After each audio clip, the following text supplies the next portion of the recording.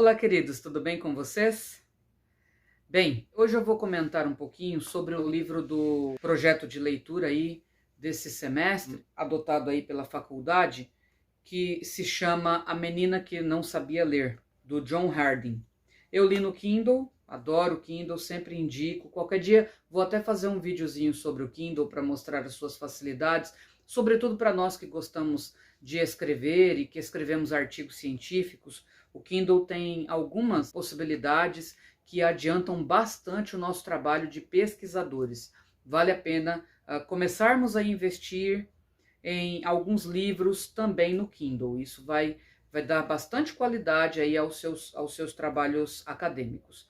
Mas, falando sobre esse livro, a princípio ele me deixou muito intrigada.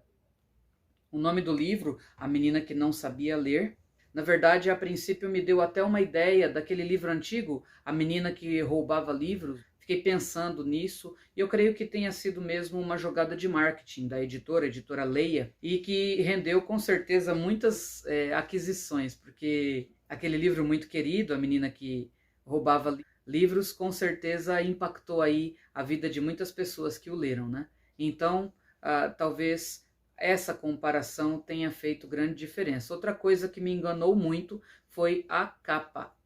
Uma capa bonitinha, fofinha, mostrando a menina levantando o livro, né, daquele jeito que você está vendo aí, as letrinhas embaralhadas, uma coisa bonita, iluminada, não é?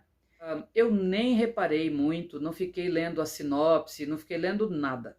Eu quis ter primeiro a minha primeira impressão do livro sem ler nada antes de terminar a leitura desse livro. E aí eu fiquei muito impactada ao final e querendo muitas respostas. Inclusive, aguarde que vai vir o volume 2 desse vídeo, porque queria e quero ainda muitas respostas. Quero saber o que de fato aconteceu. Porque algumas perguntas parece que não tem muita resposta, não sei. Ao terminar a leitura, eu tinha que ter algumas respostas, eu queria algumas respostas. Aí, a princípio, eu procurei qual era o título original em inglês, me deparei com Florence and Giles apenas.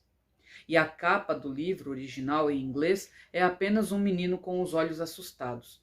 Na verdade, a capa desse livro, no original, dá mais ou menos o tom do que vai ser o desenvolver desse romance, ao que não acontece na versão em português.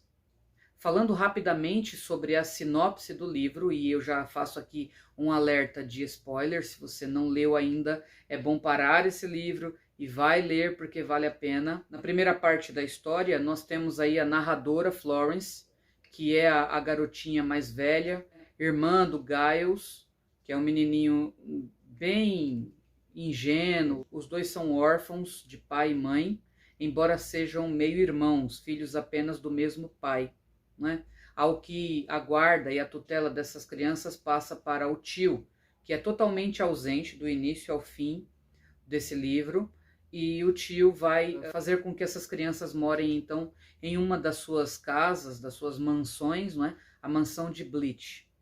É claro, ele coloca ali os empregados para assistirem àquelas crianças, mas não há uma relação de afeto entre esses empregados e essas crianças. O que há ali naquela casa é apenas o cuidado físico das crianças, da segurança, da sua saúde e também da vigilância por parte dos empregados de não deixarem, não permitirem que a garota se aproxime de livros ou que aprenda a ler. Nessa história de isolamento, é claro que os irmãozinhos vão acabar muito unidos, muito próximos. E essa relação de unidade entre eles é percebida o tempo todo com o cuidado que a Florence tem com o Giles. Esse cuidado excessivo da Florence, em alguns momentos, vai inclusive intensificar a trama e trazer até elementos novos para essa narrativa. O que acontece é que a garota, mesmo tendo sido proibida de ler, ela vai acidentalmente descobrir que existe naquela mansão uma biblioteca gigantesca, que não fica trancada, mas que fica numa ala que não é muito visitada pelos empregados.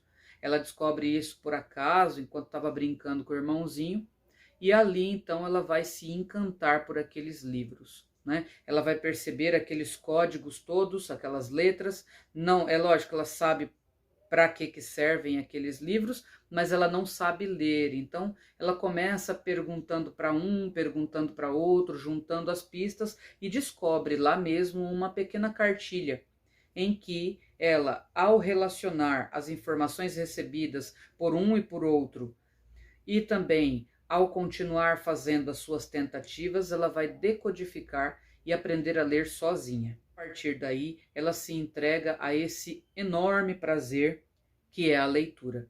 Ela vai começar a passar horas e horas ali na biblioteca para atender a sua sede de conhecimento. Ela é uma menina extremamente curiosa, extremamente inteligente.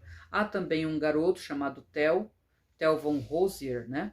Que vai ser um amigo da família. Ele é um jovenzinho também, assim como a Florence. Ela tem assim aproximadamente 12 anos quando a história começa.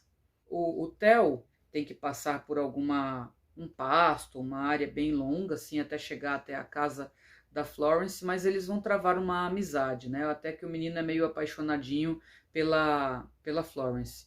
Bem, ele é asmático, tremendamente asmático. Ele está fazendo um tratamento de asma ali e pede para que ele, toda vez que tivesse uma crise, aspirasse um pozinho que ajudaria a abrir os seus brônquios e ele poderia respirar melhor. Isso vai ser decisivo para você compreender aí toda a trama desse livro, que poderia sim virar um filme, com certeza. Agora, as coisas vão começar a se intensificar à medida em que o Giles volta da escola. Giles começou a frequentar a escola, mas ele vai precisar sair da escola. Ele é vítima de bullying constante e, ao mesmo tempo, ele é muito fraco, né, e acaba sendo excluído ali, convidado a se retirar da escola, o que leva o tio a contratar uma professora particular, uma preceptora. Até essa parte da ida do Giles e da rotina da Florence ali naquela mansão, tudo é muito tranquilo, muito calmo, é muito descritivo, mas quando chega a preceptora, as coisas começam a ficar um pouco mais tensas. Até porque essa preceptora não fica muito tempo e acaba tendo uma morte muito suspeita, afogada em um lago que fica na propriedade, né, enquanto estava passeando de barco com a Florence. As coisas começam a esquentar a partir dessa morte. Depois de muitos depoimentos e interrogatórios, então o veredito: a preceptora foi mesmo vítima de um acaso. É aí que chega uma outra preceptora, a senhorita Taylor, que vem com um afeto muito grande sobre Giles, e ela então dá toda a atenção para o Giles, mas como ela percebe que a Florence sabe ler, ela vai fazer um combinado com a Florence, que a princípio a Florence vai querer negar, mas não pode negar uma coisa dessas, né? E então é aí que as coisas vão acontecendo. A Florence começa então a ler mais intensamente vários clássicos da literatura inglesa e começa, é lógico, a adquirir mais e mais dessa perspicácia que a literatura concede às pessoas que leem, né?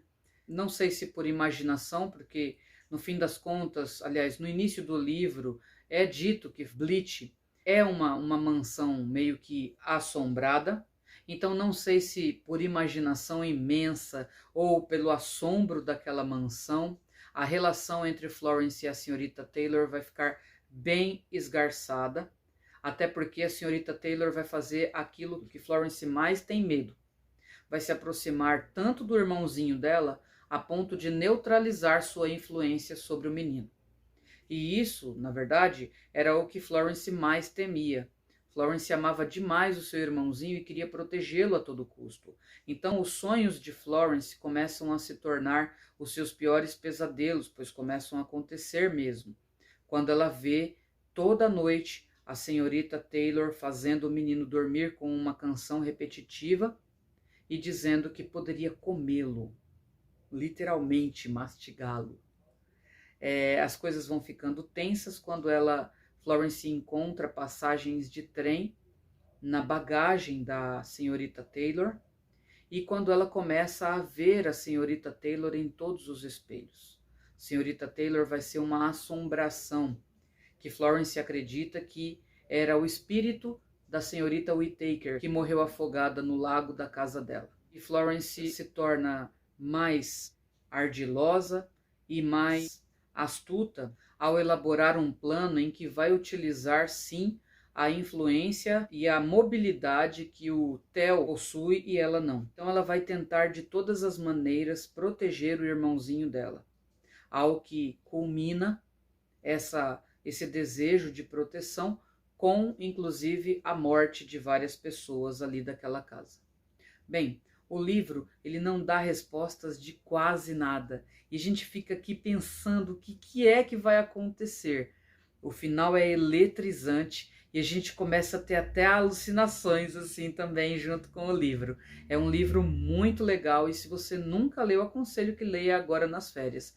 E eu já estou terminando o livro 2, que vou fazer uma sinopse aqui para vocês também.